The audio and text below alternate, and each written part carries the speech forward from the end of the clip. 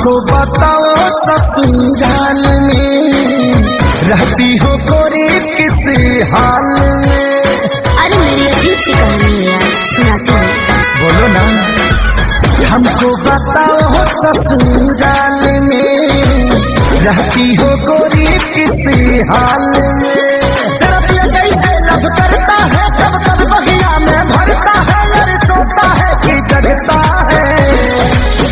कमरिया कमरिया कमरिया छुए तो करंट बड़े लगता है।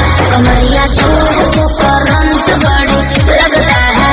कमरिया छुए तो करंट बड़े लगता है। कमरिया छुए तो करंट बड़े लगता है।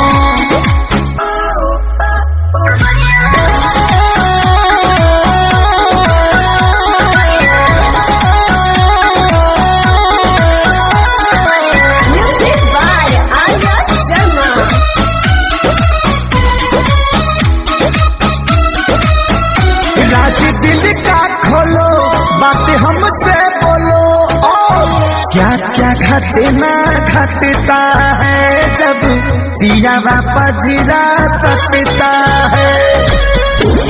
लहरे गोदिया में रंग जानी हम करलिया में। उठवा के टच जब करता है तकिया में देह रगड़ता है, साले याद लगता है। कमरिया कमरिया कमरिया छुए तो करंट बड़े लगता है। कमरिया छुए तो करंट बड़े लगता है।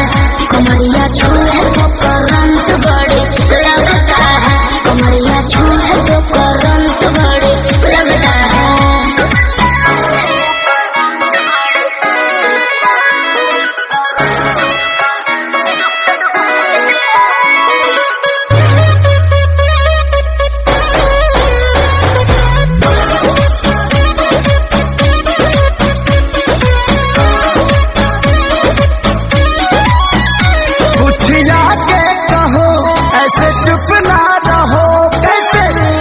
हटाता है साड़ी का क्या है आदत खेसारी का।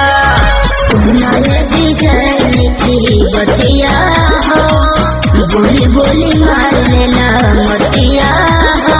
रात खत्म जब होती है, जब बात खत्म जब होती है, तो रुकता है कि भगता है। कमरिया कमरिया कमरिया छुए तो करंट बड़े लगता है। कमरिया छुए तो करंट बड़े लगता है। कमरिया छुए तो